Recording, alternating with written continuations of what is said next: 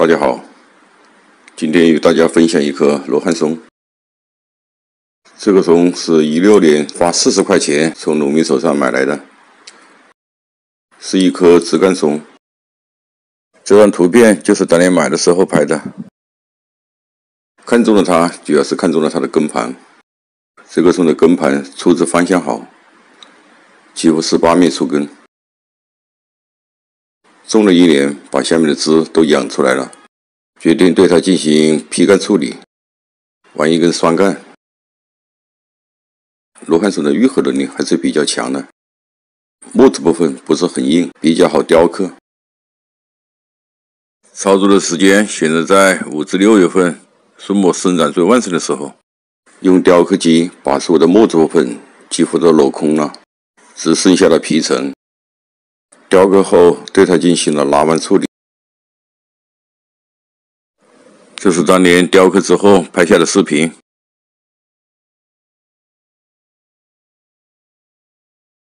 像这种用了大型的树，还是不要进行攀杂。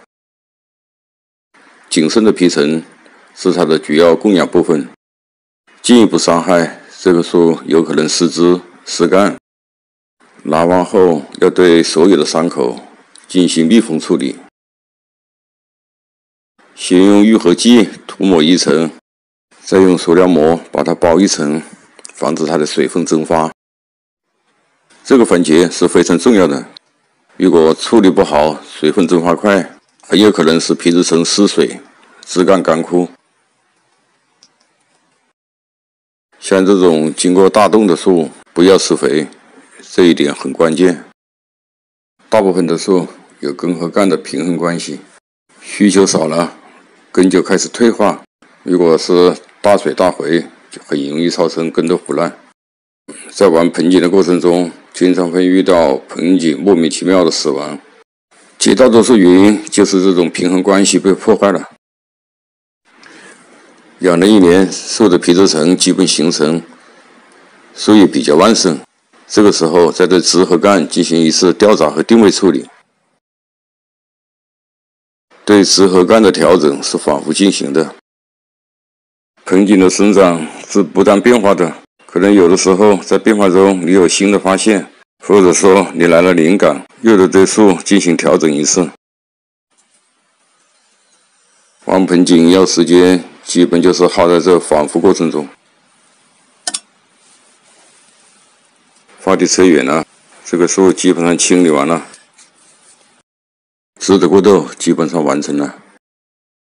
今天对它修剪，准备开春的时候再上盆。在桩的培植中，要加速它的生长，还是多行吊杂比较好。盘杂容易伤树皮，像这种小枝一旦木质化了，就很难长出了。玩双干桩要注意它的枝的互补，形成增让关系。主树的顶和枝基本上过渡到位了。这个蒲干的顶，我们现在把它拿掉，控制它顶端优势，让养分集中在这几个小枝上面。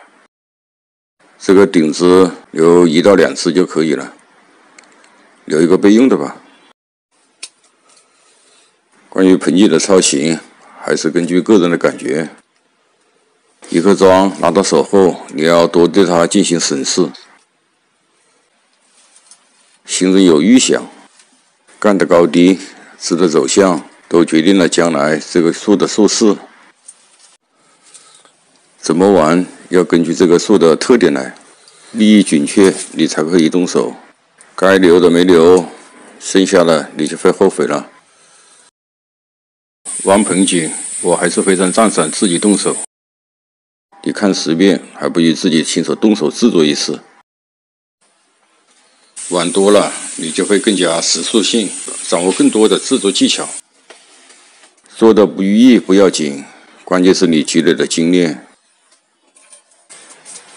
有动手能力了，玩盆景也就不是一个难事了。这个树上盆之后还得养4、5年，让枝干更加老态一点。盆景是需要时间考验的，感谢收看三七龙茶的视频，下期见。